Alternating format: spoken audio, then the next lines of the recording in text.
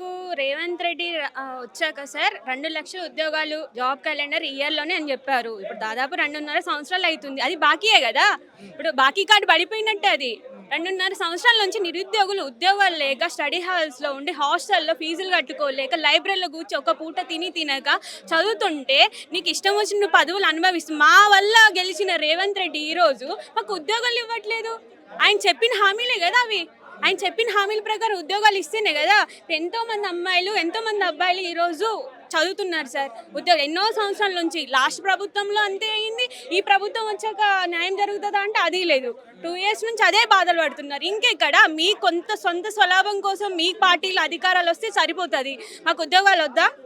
మాకు ఉద్యోగాలు వస్తే మేము బాగుపడతాం కదా. మాకు 60 సంవత్సరాల జీవితం బాగుపడుతుంది కదా. ఇచ్చినామంటున్నారు 60,000 ఉద్యోగాలు ఇచ్చినామని ఒక మంత్రి చెప్తున్నాడు, లేదు 70,000 ఉద్యోగాలు ఇచ్చినామని ఇంకో మంత్రి చెప్తున్నాడు, లేదు లేదు 80,000 ఉద్యోగాలు ఇచ్చినామని చెప్పి వాళ్ళ మంత్రులు మాట్లాడుతున్నారు. సార్ ఏంటి అంటే లాస్ట్ ప్రభుత్వం నోటిఫికేషన్ ఇచ్చి వెళ్ళిపోయింది.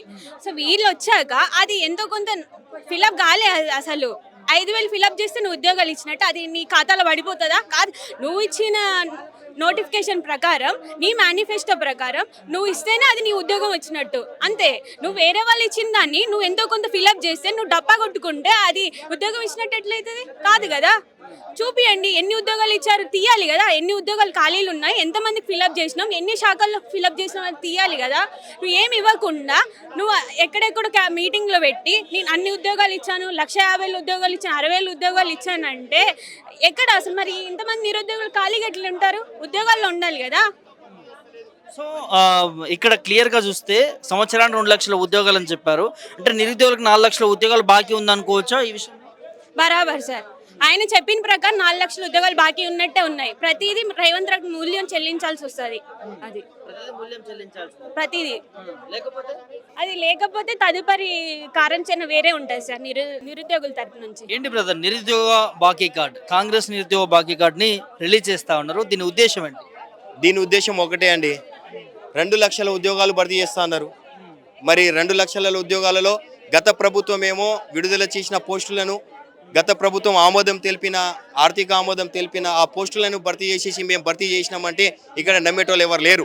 వాస్తవంగా చెప్పాలంటే కాంగ్రెస్ ప్రభుత్వం చిత్తశుద్ధి ఉంటే వాళ్ళ ప్రభుత్వం వచ్చినప్పటి నుంచి ఎంత పోస్టులకు ఆమోదం తెలిపిందో బహిరంగంగా ప్రకటన చేయాల. ఒకటి, నా అంచనా ప్రకారం కాంగ్రెస్ ప్రభుత్వం వచ్చినప్పటి నుంచి 10,000 పోస్టులు ఖాళీగా అయినాయి, భర్తీ చేశారు. ఇంకొకటి, నిరుద్యోగ భృతి అన్నారు. వాళ్ళు ఇచ్చిన మేనిఫెస్టోనే నిరుద్యోగ భృతిని ఇప్పటి వరకు ఇవ్వలేదు. 22 నెలలు అవుతుంది. అది డబ్బులు కూడా కాంగ్రెస్ ప్రభుత్వం బాకీ ఉంది. ఏజెన్సీ ప్రాంతం మాది ఆదిలాబాద్ జిల్లా. ఏజెన్సీ ప్రాంతాలలో ప్రత్యేక నోటిఫికేషన్ ఇస్తా అని గత 3 నెలల కిందట, అదేవిధంగా మేనిఫెస్టో ప్రకారం ఇంద్రవెల్లి బహిరంగ సభలలో ఏజెన్సీ ప్రాంతాలలో ఉన్న నిరుద్యోగులకు కూడా న్యాయం చేస్తాం, మేము ప్రత్యేకంగా వాళ్లకు ఒక దత్తత తీసుకొని ఉద్యోగాలు భర్తీ చేస్తామని చెప్పారు. అది కూడా కాంగ్రెస్ ప్రభుత్వం బాకీ ఉంది. ఇప్పటికీ ఐటీడీఏలో 4 ఐటీడీఏలో ఉంది తెలంగాణ రాష్ట్రంలో, కానీ ఇప్పటి వరకు ఒక పోస్టులు కూడా భర్తీ చేయలేదు. అవుట్సోర్సింగ్ మరియు ఇతర పోస్టులలో చూస్తే అన్ని అమ్ముడు పోతున్న పోస్టులే. మరి ఇంత బాకీ ఉండగా కాంగ్రెస్ ప్రభుత్వాన్ని మేము ఖచ్చితంగా నిరుద్యోగుల తరపున బై ఎలక్షన్లో ఇప్పుడు నడుస్తున్న జూబ్లీ సెలక్షన్లో నిరుద్యోగుల తరపున కూడా పోటీ చేయడం జరిగింది. మరి ఈ పోటీ చేయడానికి కారణంగా ఈ ప్రభుత్వం మాకు అనుకూలంగా ఉంటే మేము ఈరోజు ఈ పరిస్థితి ఎందుకు వచ్చేది? మరి ఈ ప్రభుత్వానికి చిత్తశుద్ధి ఉంటే వెంటనే మాకు 2,00,000 ఉద్యోగాలు వెంటనే భర్తీ చేయాలని నేను వేదిక పూర్వంగా నేను విజ్ఞప్తి చేస్తున్నాను. ఆల్రెడీ జాబ్ క్యాలెండర్ ఇచ్చినట్టున్నారు కదా, ఎక్కడండి? ఎవరు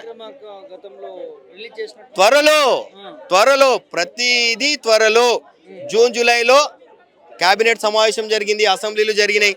త్వరలో భర్తీ చేస్తాం అంతే. త్వరలో ప్రతిదీ త్వరలోనే ఉంటుంది. ఈ ప్రభుత్వం కూడా త్వరలోనే చెప్తుంది. మరి నిరుద్యోగులకు ఎక్కడ న్యాయం ఉందండి చెప్పండి నాకు? ఎక్కడ చూసినా అన్యాయమే జరుగుతుంది నిరుద్యోగులకు. ఏదైనా ఉంటే నిరుద్యోగుల తరపున మేము ఖచ్చితంగా నోటిఫికేషన్ వచ్చేటట్లు మేము ఖచ్చితంగా పోరాటం చేస్తాం. 100% చేసుడే, దాంట్లో ప్రసక్తే లేదు. ఒక అంశము, 2 సంవత్సరాల క్రితం మీరే కాంగ్రెస్ ప్రభుత్వం కావాలనుకున్నారు, ఇప్పుడేమో ఈ ప్రభుత్వం మోసం చేసింది, దీన్ని గద్దెదించుతామని మీరే చెప్తున్నారు. అంటే ఏం తెలుసుకున్నాం నిరుద్యోగులు కాంగ్రెస్ ప్రభుత్వం సంబంధించి? మేము మోసపోయామండి. నిరుద్యోగులం అందరం మేము మోసపోయాం. బల్మూరి వెంకట్, కోదండరాం, వీళ్ళని మేము నిరుద్యోగుల పక్షాన మేము అందరి దగ్గర ఉండి వీళ్ళని గెలిపిస్తే వీళ్ళందరూ చూసి ఇప్పుడు పదవులు అనుభవిస్తున్నారు, కానీ నిరుద్యోగుల దగ్గర ఒక పోరాటానికి ముందుకు రావడం లేదు. ఇదేనా మీకు చిత్తశుద్ధి ఉంది? ఎమ్మెల్సీ గారు మీకు ఇదేనా చిత్తశుద్ధి? కొంచెమైన నిరుద్యోగుల తరపున పొడి చేసి నిరుద్యోగులతోనే ఓట్లతో గెలిచిన మీరు ఇప్పుడు మమ్మల్ని పట్టించుకోకపోవడం చాలా దారుణం. ఇంత దారుణం అంటే కాంగ్రెస్ ప్రభుత్వ నాయకులకు. అందుకోసమే ఈ రోజు మా నిరుద్యోగుల తరపున పొడి చేసి గెలిపించిన వాళ్ళు మమ్మల్ని మోసం చేశారు. కాబట్టి మేము ఖచ్చితంగా వీళ్ళని నిలదీయడానికి. ఇంకొకటి గుర్తుపెట్టుకోండి, రాను రాను మీ భవిష్యత్తు ఎట్లా ఉంటుందో మీరే ఆలోచించుకోండి. సర్వనాశనం అవుతుంది, గుర్తుపెట్టుకోండి. ఎందుకంటే నిరుద్యోగుల శాపం ఖచ్చితంగా తగులుతుంది.